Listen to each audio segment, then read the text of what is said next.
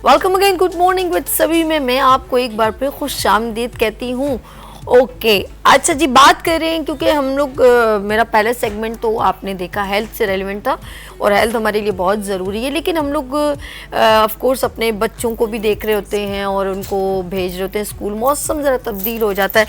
बात स्कूल की करूँगी तो बहुत सारे हमारे पूरे पाकिस्तान में, बल्कि कराची में बहुत ज़्यादा स्कूल्स ऑन हो गए और आप जाते भी हैं। तालीम बहुत ज़रूरी है बच्चों के लिए और तालीम याफ्ता होना बहुत ज़रूरी है, लेकिन हम मेयारी तालीम को सर्च करना शुरू कर देते हैं। अभी देखें, आप गूगल्स को देखें, सर्च करते हैं कि कौन कौन से स्कूल्स हैं, लेकिन आज कुछ हमारा मेंटल स्टैंडर्ड क्या हो गया कि हम ये देखते हैं कि फ़ी किसकी सबसे ज़्यादा है, लेविश स्कूल कौन सा है। लेकिन हम अगर ये फोकस करें कि तालीम का मेयार कितना इम्पोर्टेंट है तो ये ज़्यादा बेहतर नहीं होगा।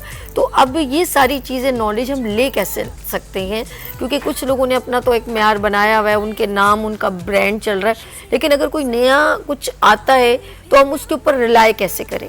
लाइक कि हम क्यों चाहते हैं कि हम इस स्कूल में चले जाएं, वाई उन्होंने ऐसा क्या कोई इनिशिएटिव लिया है, कोई ऐसी क्या अहम उन्होंने काम किया है, या वो हमारे लिए ऐसा कौन सा फैसिलिटेशन लेकर आए जिससे हमारे बच्चे को मेयारी तालीम मिल सकती है। लेट्स सी, एक नाम आपने सुना होगा बहुत बड़ा, ऑफ कोर्स बिल्डर कम्युनिकेशन में JFS is the biggest name, और इरफान वाहिद साहब is a very nice person, बहुत अच्छे काम करे। और साथ साथ ये भी अच्छी बात है कि बहुत अच्छे काम भी साथ साथ कुछ पार्क के ऊपर काम कर देते हैं, कभी स्कूल्स के ऊपर, कुछ डिफरेंट जगहों पे मैंने उनको देखा है कि पॉजिटिव माइंड पर्सन है और एक हम्बल इंसान है। तो वो चाहते हैं कि पाकिस्तान के लिए भी एक एज हुबुल वतनी हो, तो फिर क्या बात है। वर्क भी अब साथ साथ होना चाहिए, दूसरा काम भी। तो बहुत सारे काम, इनिशिएटिव जो उनके हैं पॉजिटिव, मुझे बहुत अच्छे लगे, तो मैं उनको अप्रिशिएट करती हूँ। लेट्स सी, हम चलते हैं प्रोग्राम की तरफ, और स्कूल का इनिशिएटिव भी उनसे लिंक करता है, इसीलिए मुझे अच्छा लगा उनका जिक्र करना। और मैं करना चाहिए हमें, जब कोई बीइंग अ पाकिस्तानी कुछ अच्छा काम करे तो उसकी तारीफ़ कर लेनी चाहिए। अच्छा जी, बात करते हैं हम इस वक्त एक ऐसे स्कूल की जो कराची में है, और माशाल्लाह मैंने उस अभी अपने वीडियो भी देखी थी, उसके अंदर कुछ हमारे साथ, अच्छा इस साइड आ जाते हैं, स्कूल में कुछ फॉरेनर का भी एक कम्युनिकेशन मैंने देखा वीडियो में, आपने भी अभी स्क्रीन पे देखा होगा। थोड़ी देर बाद इसका फिर मैं आपसे वीडियो ज़रूर शेयर करूँगी, पैकेज है पूरा। तो मैं उस स्कूल की इस वक्त बात कर रही हूँ। मेरे जहन में इतने सारे सवालात आ रहे हैं, और शायद मे भी आपके जहन में भी आएंगे कि भाई मैं इस स्कूल में ही क्यों बच्चे को तालीम दूँ, मैं अपने बहन भाइयों को या कज़न को रेकमेंड क्यों करूँ, ये फॉरेनर इस पे क्यों अटैच हैं, इसकी फ़ी कितनी है, नॉमिनल है, या और जो दूसरी निसाबी सरगर्मियाँ हैं वो कितनी एक्टिव हैं, खेलों में क्या है। तो ये सारे क्वेश्चन मैं करूँगी उस पर्सन से जो इस स्कूल से रेलेवेंट हैं। तो यहाँ पे तशरीफ़ रखते हैं Usama Paul, Vanguard House of School के डायरेक्टर। अस्सलाम वालेकुम। वालेकुम अस्सलाम, कैसे हैं? अल्हम्दुलिल्लाह, आप खैरियत से हैं? First class. और आप वैनगार्ड हाउस स्कूल से आए हैं, तशरीफ लाए, और मैं अभी वीडियो पैकेज भी देख रही थी। तो पहले तो ये बताएं कि स्कूल का ख्याल किस पर्सन को आया? आप तो डायरेक्टर हैं, इस स्कूल को रन कर रहे हैं। अच्छा, बेसिकली मैं एक एजुकेशनिस्ट हूँ। पिछले तकरीबन 12 साल से इसी सेक्टर में मेरा ताल्लुक़ रहा है। इरफान साहब, जैसे आपने नाम लिया, तो इरफान साहब से मुलाकात हुई। उनका एक विजन था, वो चाहते थे कि वो एजुकेशन सेक्टर में भी आएँ और एजुकेशन सेक्टर में भी काम कर सकें। तो basically as a working and मेरा अपने तजुर्बे के हिसाब से उनके साथ काम करना शुरू करा, और हमने मिलकर इस स्कूल की बुनियाद रखी, जिसका हमने नाम रखा Vanguard House of school. It's basically an international linked school, जहाँ पर हमने फॉरेनर्स ऑन बोर्ड किए हैं। हमारा निसाब करिकुलम जो है वो इंटरनेशनल करिकुलम बेस्ड है, और जितनी एक्टिविटीज़ और चीज़ें हैं जो आप इस वीडियो में भी देख रही हैं, that's all the part of the school. एक डिफरेंट विज़न के साथ हमने कोशिश की है कि हम एक ऐसा स्कूल लेकर आएँ जिसकी फ़ी बहुत मिनिमम हो, हाई स्टैंडर्ड हो, क्वालिटी बहुत ऊपर की हो, ताकि वो बच्चे या वो पेरेंट्स जो आज के इस दौर में, जो बड़ा टफ़ दौर चल रहा है, तो उसमें अफोर्डेबल फीस के साथ एक क्वालिटी एजुकेशन हासिल कर सकें। जी राजी, इस वक्त मेरे साथ हुसैन पल्ला साहब, उसामा पल्ला साहब वैनगार्ड हाउस ऑफ स्कूल के डायरेक्टर यहाँ तशरीफ रखते हैं। अगर आपने कोई क्वेश्चन करना हो, ये ज़रूरी है ना कि इंडिकेशन दे देती हूँ कि अगर कोई भी किसी ने कोई सवाल करना हो इस स्कूल से रेलिवेंट, इसकी लोकेशन आपने बतानी है क्योंकि आपकी इसकी इब्तदा हो चुकी है, और साथ में अगर ये फॉरेनर अटैच हैं तो हमारी तालीम पर क्या असरात होंगे, क्या हमारे बच्चों को इसके अलावा तालीम के साथ साथ कोई कंप्यूटर या कोई टेक्निकल चीज़ों की तरफ भी रुझान है, कितनी क्वालिफिकेशन के ऊपर, जैसे होता है ना कि मैट्रिकुलेशन है या आगे कोई फ्यूचर प्लानिंग में क्या क्या है, ये सारी बातें हमें उसामा बताएंगे। जी उसामा, ज़रा डिटेल में मैं चाहूँगी इस स्कूल के बारे में। देखें, सबसे बुनियादी चीज़ ये कि आजकल जो हमारे स्कूल के स्टैंडर्ड बने हुए हैं कराची के अंदर स्पेशली, वो ये है कि एक बंगले के अंदर स्कूल बन जाता है जो कि 1000 गज 600 गज के ऊपर होता है।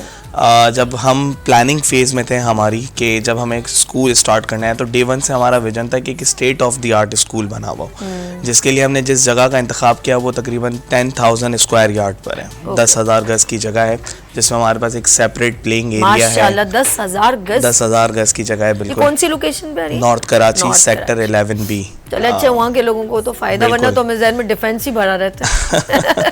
नहीं, गुफ्तगू है बिल्कुल ऐसा ही है। नहीं, हमारे पास लोगों के सोचते हैं उन लोगों नहीं, अब तो देखें तालीम के दरवाजे जो है ना वो खुल चुके हैं, ट्रांसपोर्टेशन इतनी इजी हो चुकी है कि सोच के ऊपर, आपकी पॉजिटिव सोच के ऊपर है ना। देखिए सर, पैसा कमाना किसको नहीं पसंद, वो नहीं चाहता कि यार मेरे पास इतना पैसे को पैसा खींचता है ना, बिल्कुल तो हम एक काम करते हैं, हम कहते हैं यार छोड़ो यार, यहाँ के इन लोगों की तो तालीम गवर्नमेंट से भी हासिल कर लेंगे, डिफेंस में चलते हैं, ये डबल हो जाएगा ना। ये तो फिर जिसने ये सोचा किसको क्रेडिट देंगे आप? गोस टू कौन होगा ये जिसने ये सोचा कि नॉर्थ नाजमाबाद में खुल जाए या नाजमाबाद में खुल जाए? बिल्कुल ऐसा ही, ये जिसने सोचा मैं उसको सलाम करूंगी। बिल्कुल। अच्छा देखें, अब क्योंकि मैं जो बात कर रहा था कि तालीम के दरवाजे खुल चुके, अब डिस्टेंस मैटर नहीं करता अगर क्वालिटी एजुकेशन है। बिल्कुल, बहुत प्यारी। जो एक कहावत है कि इल्म हासिल करो चाहे तुम्हें चीन ही क्यों ना जाना पड़े। तो इस बात से हमें इस चीज़ की अंडरस्टैंडिंग मिलती है कि अगर अच्छी मयारी तालीम मिल रही है तो फिर डिस्टेंस सिर्फ एक बहाना है, फिर बंदा ट्रैवल भी कर लेता है और आगे भी पहुंच जाता है। तो हमारा स्कूल 10,000 गज के एक पूरे इम्यूनिटी प्लॉट पे मौजूद है। Separate play area, swimming pool का जोन, एक छोटा सा मिनी जू हमने बनाया है। फिर हमारे तमाम कमरे जो हैं वो कम्प्लीटली स्पेशियस रूम्स हैं, वेंटिलेशन बिल्कुल ओपन है, एक बिग असेंबली एरिया है, लैब्स मौजूद हैं। तो ये तमाम चीज़ें हमारे विजन का हिस्सा रही। हमने ये जब स्कूल स्टार्ट करा तो एक प्लानिंग के तहत तो सबसे पहले इमारत खड़ी करी, फिर इसके बाद जो फॉरेनर की बात है तो वो है मिस्टर विली मुलर। बेसिकली जर्मन हैं वो, लेकिन बेस्ड इन साउथ अफ्रीका। उन्हें हमने ऑन बोर्ड किया और स्कूल में लेकर आया। उसका पर्पज़ ये था कि देखें, एक एक्सपोजर मिलता है जब आपके पास किसी दूसरे मुल्क से, किसी दूसरे कल्चर से कोई बंदा आता है, चाहे वो एक ही क्यों ना हो। तो वो जो एक एटमॉस्फेयर उन्होंने क्रिएट किया, जो एक उनका वर्क कल्चर है, वो ज़ाहिर है पाकिस्तान में नहीं मिलता। हमें बहुत ज़्यादा डिफ़िकल्टी होती है उनके साथ करने में, क्योंकि वो टू द पॉइंट बात करते हैं, टू द टॉपिक चलते हैं, जो बात कह दी, जो बात हो गई उसी पे चलते हैं। दयानतदारी के साथ हम भी करते हैं, लेकिन ज़रा थोड़ा सा हमारी आवाम में एक कल्चर बेस्ड चीज़ आ जाती है। तो वो एक जो इंडल्ज हो गई ना हमारी एजुकेशन सिस्टम के अंदर, वो जो एक एक्सपोजर आ गया हमारे पास, उस एक्सपोजर से बच्चों को बड़ा एडवांटेज मिलता है। ये भी एक बहुत अच्छी बात होती है उसामा कि हमें सीखने का भी मौका। बिल्कुल ऐसा ही है। जब हम किसी और कंट्री में हम भी जाते हैं, हम भी कुछ सीखते हैं, और हम उनसे अगर वो यहाँ आके कुछ कर रहे हैं तो हम जरा होते हैं ना कुछ थोड़ा सा, हम कहते हैं यार पेलम अच्छा चलो हो जाए, वो लोग वो डू एंड डाई नहीं ऐसा, उन्हें परफेक्टनेस, परफेक्ट चाहिए काम, वो इसको देखते हैं ना, और हमें सीखने का तो हमारे एम्प्लॉयज के लिए बड़ा चैलेंजिंग हो जाता है। बिल्कुल। वो कहते हैं कि सर विली तो बात ही नहीं सुनते हैं। तो मैंने कहा देखें, बात जो हुई है वो अगर करेंगे तो सुनेंगे, और जो स्ट्रेट चलने वाली चीज़ है उसी पे चलेंगे तो होगा। हमारे कल्चर में क्या है, यार प्लीज तुम देख लो ना, तो वो जो तुम देख लो ना है वो उनके कल्चर में नहीं है। वो कहते हैं नहीं, this is not my job, तो मैं नहीं करूंगा, ये आपका काम है, you have to do this, and times up, then times up. ये 2 बज गए छुट्टी, स्कूल आप एंड करें। No employ should be in the school, सब अपने अपने घर जाएं, क्योंकि वोट के चले जाते हैं। तो एक ये हमें चीज़ सीखने को मिलती है कि वक्त की पाबंदी बहुत ज़रूरी है, कोई बे टाइम पे काम नहीं करना, टाइम टू टाइम काम करना है, सुबह मॉर्निंग में टाइम पे पहुंचना है स्कूल। तो वो फिर जब बच्चा उस रूटीन के अंदर चीज़ों को देख रहा होता है ना, तो वहाँ लर्निंग बहुत डिफरेंट हो जाती है। अच्छा, फिर वो जब अपने एक्सपीरियंसेस शेयर करते हैं, जो उनका तालीमी निज़ाम है या जो उनके वहाँ पर वर्क एथिक्स है या वर्क कल्चर है, जब वो शेयर करते हैं तो ज़ाहिर स्टूडेंट के लिए एक बेहतरीन एक्सपोजर है। और ना सिर्फ स्टूडेंट्स के लिए, पेरेंट्स के लिए एक बड़ा अच्छा मामला हो जाता है कि जब वो उनसे मुलाकात करते हैं, उनसे बात करते हैं। फिर एक बड़ा बेहतरीन एडवांटेज ये आपको नेटिव स्पीकर मिल जाता है। हमारे यहाँ इंग्लिश तो सिखाई जाती है, बोली जाती है, लेकिन लोकल स्पीकर है, आपको एक नेटिव स्पीकर मिलता है। तो हमने उनको एंगेज किया हुआ है कि आप एटलीस्ट वीक में 2 यूनिट्स 3 यूनिट्स आपने क्लासेस में लेने हैं। तो वो ग्रेड 1 से लेकर ग्रेड 10 के हर बच्चे के साथ जाते हैं, क्लासेस अटेंड करते हैं, उन्हें सिखाते हैं, बताते हैं। तो एक ये एटमॉस्फेयर जो क्रिएट होता है ना, ये एक हमारा की पॉइंट है जो कि नहीं मिलता है स्कूल्स के अंदर। तो ये कुछ चीज़ें हैं जो हमने प्लानिंग करते हुए इन चीज़ों को बड़ा सोचा, गौर व फिक्र किया कि हम किस तरह हमारी यूएसपी, यूनिक सेलिंग पॉइंट जो एक होता है वो क्रिएट कर सकते हैं कि हम पेरेंट्स को, बच्चों को उसका बेनिफिट भी दे सकें। देखिए, फ़ीस तो आपने देनी है, किसी भी स्कूल में पढ़ें, कहीं भी चले जाएं, लेकिन उस फ़ी के साथ साथ अगर आपको कोई एक्स्ट्रा चीज़ मिलती है तो क्यों ना उस अपॉर्चुनिटी को अवेल किया। अच्छा, ये जो आपने शुरू में एक बात कही थी उसामा कि लोगों ने जो है ना वो एक छोटी छोटी बिल्डिंग के अंदर बेंगलोर में जिनके अंदर 8-10 रूम होते हैं और वो कहते हैं कि स्कूल खोल लिया, ना ग्राउंड है, ना कोई बच्चों को खेलने की कोई एक्टिविटी मिल रही है, ना उनको कुछ ऐसी अपॉर्चुनिटीज़ मिल रही हैं जिसमें वो एक्स्ट्रा अपने कैरिकुलम को अप्रोच कर सकें। तो आपने अगर ये जो आपने कहा पहले ही आपने पहले से ग्राउंड ऐसा बड़ा रख दिया है कि बड़ी जगह पर बच्चों को स्कूल की एक ओपनली एनवायरनमेंट मिलनी चाहिए। अब मैं इस साइड अगर चली जाती हूँ, ये जो आर्मी पब्लिक स्कूल यानी कि प्रॉपर तरीके से एक जैसे PCH है या कोई भी ऐसे, चाहे वो गवर्नमेंट से भी कुछ लिंक करते हैं, लेकिन उनके ग्राउंड वगैरह जिससे हेल्थी एक्टिविटी प्रेजेंट होती है, तो ये होना चाहिए। एनवायरनमेंट बड़ा काउंट है। अब वो एक ही रूम में बच्चों को ऐसे पसीने पसीने वो बिठाया होता है और बस वो फीसें ले रहे हैं और बच्चा जो है ना वो मेंटली डिस्टर्ब हो रहा है। ऐसे ही असल में देखें, गवर्नमेंट स्कूल का जब स्ट्रक्चर बनता है ना, तो वो जो स्टैंडर्ड्स बने हुए हैं उनको फुलफिल करते हैं। अच्छा, मैं ये नहीं कहूँगा कि प्राइवेट स्कूल्स जो ये कमरों में बने हुए हैं ये काम नहीं कर रहे। डेफिनेटली ये प्राइवेट स्कूल्स काम कर रहे हैं, उसी की वजह से हमारा लिटरेसी रेशो जो है वो इंक्रीज़ हो रहा है। अच्छा, कराची एक ऐसी मार्केट है स्कूल्स के लिए भी जहाँ पर आपको 300 से लेकर 30,000 तक का स्कूल मिलेगा।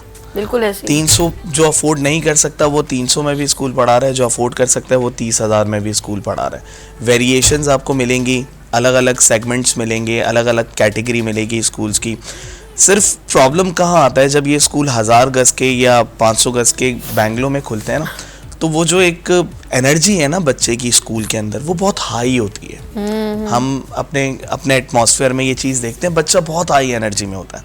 स्पेशली ये जो एज ब्रैकेट होता है ना, ग्रेड 6, 7, 8, 9, 10 वाला बच्चा, ये बहुत हाई एनर्जी में होता है। अच्छा, अब उसे एटमॉस्फेयर, कोई जगह नहीं मिल रही अपनी एनर्जी को आउट करने के लिए, बहुत कंजेस्शन में आ जाता है। अच्छा, उसके लिए ज़रूरी क्या होता है साइकोलॉजिकली भी, और उसके लिए ज़रूरी है कि आप बच्चे को एक ओपन एटमॉस्फेयर दें जहाँ वो अपनी एनर्जी रिलीज़ करे।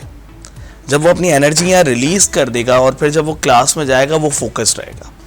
अब वो क्लास में बैठा हुआ है, अंदर एनर्जी आ रही है, फिर क्या करेगा, बराबर वाले को छेड़ेगा, उसको तंग करेगा, टीचर को काम करवाने नहीं देगा, क्योंकि कन्वर्ट हो रही है वो कन्वर्ट कहीं ना कहीं तो बात बड़ी अपने पॉइंट की कि ऐसा होता है। बिल्कुल, क्योंकि हम उस प्रोसीजर से गुजरे हैं। बिल्कुल कि अंदर बंदे के अंदर एक बहुत बड़ा ब्लास्ट चल रहा होता है, बहुत कुछ करने को, लेकिन वो कुछ नहीं होता, वो फिर यहाँ छोटी छोटी चीजों पे निकल रहा होता है।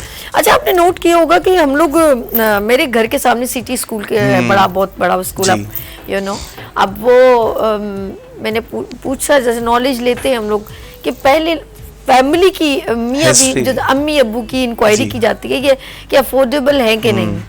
अगर हमारा मयार ये हो जाएगा तो हमारे लिए मसला नहीं है। देखिए मैम, मैंने जैसे आपको बताया ना, पेरेंट्स की अफोर्डेबिलिटी उस वक्त तक देखी जाती है, उनका इंटरव्यू लिया जाता है। हाँ, लिया जाता है। बिल्कुल ऐसे स्कूल्स हैं कराची के अंदर जो पहले देखते हैं कि पेरेंट की सोर्स ऑफ इनकम क्या है, कमाते हैं, अच्छा नहीं कमाते, फैमिली बैकग्राउंड क्या है, मदर एंड फादर एजुकेटेड हैं या नहीं है, उन्होंने अपने स्टैंडर्ड जिस तरह से मेंटेन कर दिए हैं। अब जो ये ख्वाहिश रखता है, जिसके पास पैसे भी हैं, अफोर्डेबिलिटी है, लेकिन एजुकेशन नहीं है, बैकग्राउंड एजुकेटेड नहीं है और ख्वाहिश रखता है कि किसी अच्छे बड़े स्कूल में, प्राइवेट बड़े स्कूल में पढ़ाए, उसे इंटरव्यू में फ़ेल कर देते हैं।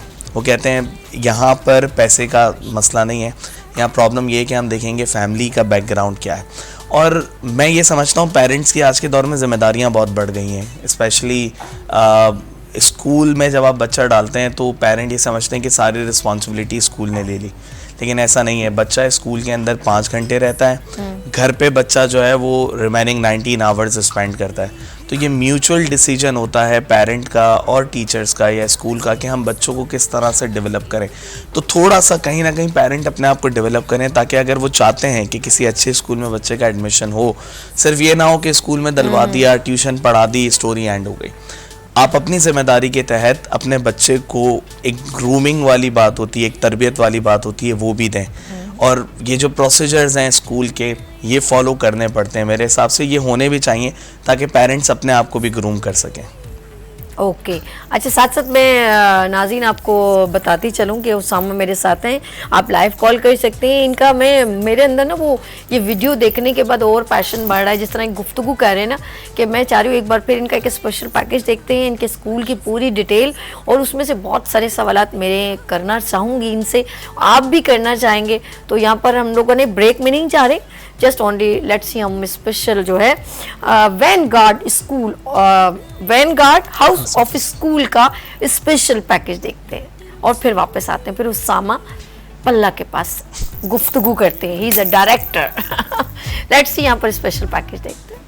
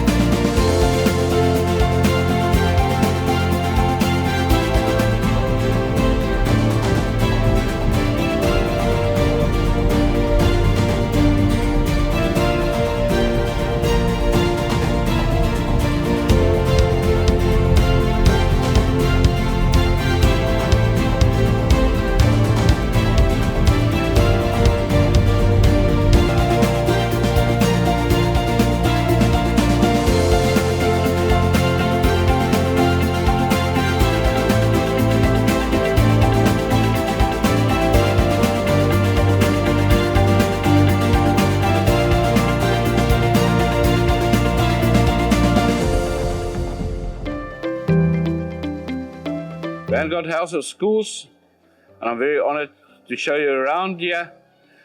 What we have is we've got the best IT labs, we've got the best biological and science labs available for students in local and international English available languages.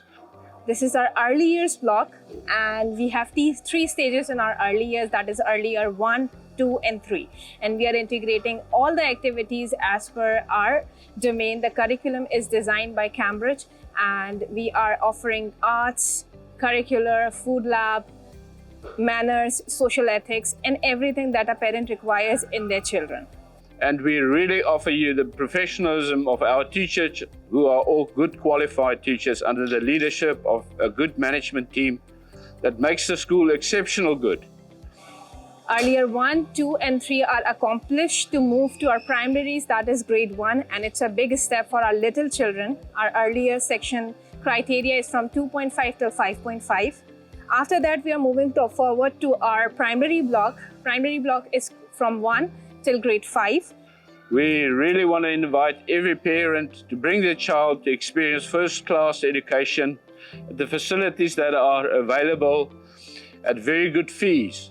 And we are providing libraries and ethics room and tarbiyah and parvaz, everything that we are integrating in our system that is provided to our children, and we are really looking forward to prepare them for their great future, bright future.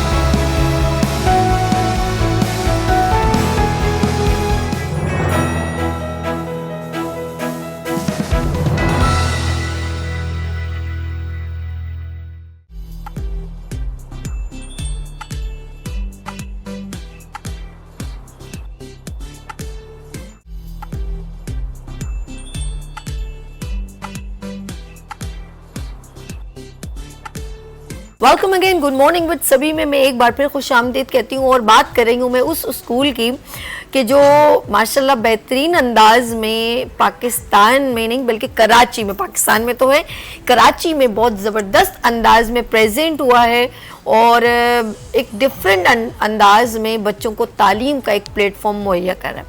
और उस school का नाम है Vanguard House of school और उनके director यहाँ पर तशरीफ़ रखते हैं हुसामा पल्ला साहब। एक बार फिर मैं आपको वेलकम करती हूँ। अच्छा, स्कूल की फीस ऑफ कोर्स आपने एक नॉमिनल रखी है, लेकिन मेरे जहन में वो बच्चे चल रहे हैं, वो पेरेंट्स चल रहे हैं जो जाहिर सी बात है वहाँ से गुजरेंगे, उनका भी सोच है कि हमारे बच्चे भी तालीम हासिल करें, तो क्या उनके लिए आपने कोई सपोर्टिंग कुछ फैसिलिटेशन दी है कि वो किस जुमरे में आके अपने बच्चों को, जिसमें ठेले वाले के भी बच्चे हैं, वो भी हमारे ही बच्चे हैं सब, तो उनके भी होते हैं शौक कि हम अपने बच्चे को इस स्कूल में आला तालीम दिलवाएं और इसी स्कूल से वो पढ़ के निकले, तो आपने उनके लिए कुछ सद्देबाब किया है? मैं आपको इस पर एक चीज़ बताता हूँ। देखिए, पूरी दुनिया में एक स्टैंडर्ड है कि गरीब का बच्चा हो, अमीर का बच्चा हो, एजुकेशन हासिल कर सकता है। बिल्कुल। बहुत सारे दुनिया के अंदर प्राइवेट इंस्टीट्यूशंस हैं जो कि अपॉर्चुनिटी देते हैं उन स्टूडेंट्स को। इवन कराची में भी ऐसी यूनिवर्सिटीज़ मौजूद हैं जो कि टैलेंट हंट के नाम से प्रोग्राम्स करती हैं, जिसमें इंटीरियर से और इस तरह के एरिया से बच्चों को लेकर आते हैं और उन्हें स्कॉलरशिप्स देते हैं। अच्छा, हमारा भी इस तरीके का बिल्कुल कराची की टॉप ऑफ द यूनिवर्सिटीज़ जो हैं वो ये प्रोग्राम चलाती हैं, और अगर मैं नाम लेना चाहूँ तो IB उनमें से एक यूनिवर्सिटी है जो इंटीरियर से बच्चों को लेकर आती है और फ्री ऑफ कॉस्ट एजुकेशन देती है। अच्छा, हमने भी इसी तरीके से एक प्लान किया था, क्योंकि हमारे दिमाग में डिस्क्रिमिनेशन कभी भी नहीं है। हमारा पर्पज़ नहीं है कि हमें पैसे बनाने इस प्रोजेक्ट से, हमें कहीं ना कहीं सोसाइटी को बेनिफिट देना है। तो हमने एक प्रोग्राम सेट करा CSR के थ्रू, कॉर्पोरेट सोशल रिस्पॉन्सिबिलिटी के तहत हमने एक अपना प्रोग्राम बनाया है, जिसमें लास्ट टाइम ज़फ़र साहब भी हमारे स्कूल में आए थे और उन्होंने भी ओपनली पब्लिक को कहा था कि जो अफोर्ड नहीं कर सकते, जिनकी अफोर्डेबिलिटी इतनी नहीं है कि वो एक हाई क्लास स्कूल अफोर्ड कर सकें, तो उनके लिए हमने एक CSR फॉर्म के तहत एक प्रोसीजर बनाया है कि वो पेरेंट स्कूल में आएँ, हमारा CSR फॉर्म फिल करें। उसके तहत हम उन पेरेंट्स को एक प्रोसीजर के थ्रू लेकर चलेंगे, उनका इंटरव्यू करेंगे, उनकी सोर्स ऑफ इनकम देखेंगे, और फिर अगर वो अफोर्ड नहीं कर सकते तो उनके लिए अप टू 80% स्कॉलरशिप देंगे। ये उतनी फीस हो जाएगी जितनी फीस आपके गली मोहल्ले के किसी एक छोटे से स्कूल की भी नहीं होगी। और हमारे पास ऐसे स्टूडेंट्स हैं जिनके पेरेंट्स रिक्शा भी चलाते हैं, जो ठेले में भी हैं, ये सारा काम है, लेकिन हमने पसे पर्दा उनको रखा हुआ है। उनके क्लासमेट्स में किसी को नहीं पता उनकी फ़ीस क्या है या वो अफोर्ड कर सकते हैं नहीं कर सकते। हमने एक स्टैंडर्ड सेट कर उनको पसे पर्दा रखकर काम चलाते हैं ताकि बैलेंस हो सके। देखिए, सिर्फ अमीर का बच्चा पढ़ता रहेगा तो सोसाइटी कब बदलेगी? जब गरीब का बच्चा पढ़कर आगे बढ़ेगा और एक बच्चा अगर पढ़ता है तो समझ लें पूरी नस्ल बदल जाती है। तो उसका भी हक है। अगर उसके पास पैसे नहीं है या वो अफोर्ड नहीं कर सकता तो ये मतलब नहीं है कि उसे तालीम नहीं मिल सकती। यानी कि आपने अपने ये जितने भी सिस्टम आपने जो क्रिएट किया उसमें हर बच्चे को मद्देनजर बिल्कुल ऐसा ही है। हर कैटेगरी, हर फैमिली को उनकी फाइनेंशियल्स क्या हैं, वो अफोर्ड कर सकते हैं नहीं कर सकते, तो एक मैकेनिज्म के थ्रू हम स्कॉलरशिप अलॉट करते हैं विच इज अप टू 80%। इसे कहते हैं प्री प्लान और गुड प्लानिंग। हमने एक बजट सेट किया। जब हमने इनिशिएट किया तो हमें पता था कि हमारे पास हर किस्म के लोग आएंगे, तो हमने एक बजट सेट करा कि जब ऐसे पेरेंट आए तो हम उनसे एक फॉर्म फिल करवाते हैं। वो फॉर्म जब पूरा फिल कर देते हैं हम उनका एक इंटरव्यू करते हैं। इंटरव्यू करने के बाद सारी चीज़ें चेक करने के बाद हम उन्हें स्कॉलरशिप ऑफर करते हैं। अच्छा उसामा, ये तो है इब्तिदा। जी, इब्तिदा है, इश्क में होता है क्या है, आगे देखें और तो अभी रोना नहीं है, अभी तो खुश होना है क्योंकि बहुत अभी तो इनकी इब्तिदा हुई है और बहुत अच्छी हुई है। और मैं ये कहूँगी लास्ट क्वेश्चन ये करना चाह रही हूँ कि फ्यूचर में क्या क्या और मजीद अच्छे ऑप्शन एंड प्लानिंग है? देखें, एक तो हमारा कॉलेज का प्रोग्राम है विच इज लाइक इस साल हमने वर्किंग कर ली थी, लेकिन क्योंकि हम थोड़ा सा लेट थे, बहुत स्पीडली वर्क हो रहा है। हाँ, हम लेट हो गए, हमने इनिशिएट कर दिया था लेकिन बस थोड़ा सा लेट हो गए, एग्जीक्यूशन में टाइम नहीं मिला तो हमने इस साल होल्ड कर दिया। फर्दर हमारा यूनिवर्सिटी का चार्टर का प्लान चल रहा है, तो हम नर्सरी से लेकर ग्रेजुएशन तक का एक पूरा पैकेज ऑफर करेंगे आवाम को, जिसमें हमारी प्रायोरिटी ये रहेगी कि हम वो फ़ी स्ट्रक्चर लेकर आएँ जो अनमैचेबल हो। बच्चा नर्सरी में आए, आराम से ग्रेजुएशन करके जाए, उसे कोई टेंशन नहीं हो कि मुझे किसी यूनिवर्सिटी में एडमिशन लेना है, किसी कॉलेज में जाना है। बस आपने पढ़ना शुरू करा, आप अपनी डिग्री लें और घर पे जाए। ये हमारा फ्यूचर ये बहुत अच्छा, यानी कि पूरा कंप्लीट कंप्लीट पैकेज है पैकेज एजुकेशन दे का। दिया है कि वो डिस्टर्बेंस ही खत्म कर बिल्कुल दी। ऐसा ही है। वरना ये भी होता है कि अभी जब बच्चा मैट्रिकुलेशन होता है उसके कॉलेज बाद के लिए उसमें 6 परेशान, जगह पर ऐसा ही है। एडमिशन करने यहाँ होते हैं। जाऊँ, इस कॉलेज में जाऊँ, कौन सा कॉलेज अच्छा है, परेशान घूम रहे हैं, बहुत पेरेंट्स परेशान होते हैं। और आपको मजे की बात बताता हूँ सभी, अफसोस की बात है, मजे की नहीं अफसोस की बात है, हमारा जो ड्रॉप आउट है, अगर आप कभी स्टैटिस्टिक्स देखेंगी ना तो मैट्रिक तक आपके पास तकरीबन 9 से 10 लाख बच्चा पास आउट होता है एवरी बिल्कुल ईयर। ऐसे ही। और आप जब इंटर का यही देखेंगी ना कि इंटर में कितना बच्चा पास आउट होता है, तो ये आधा हो जाता है, 4-4.5 लाख बच्चा पास आउट होता है इंटर का। अब आप सोचें कि ये मैट्रिक और इंटर के दरमियान 2 साल का गैप है, ये 5-5.5 लाख बच्चा कहाँ गया? ये है ड्रॉप आउट। और ये है हमारी कौम के जवाल की वजह कि हम उन बच्चों को प्रॉपर तरीके से डायरेक्शन ही नहीं दे पाते कि तुमने मैट्रिक के बाद कॉलेज भी जाना है।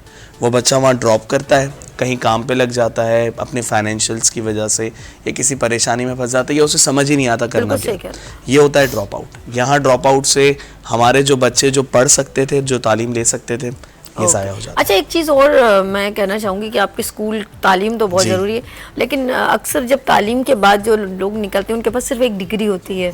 मेरी फिर उसके बाद लोग उसके बाद एक और टाइम स्पेंड करते हैं, इन्वेस्टमेंट करते ऐसे हैं ही। स्किल्स के ऊपर, लाइक ऐसे ही। जैसे कंप्यूटर सीख लिया या मोबाइल रिपेयरिंग एंड कुछ जी, भी जी। ऑटो मैकेनिक वगैरह।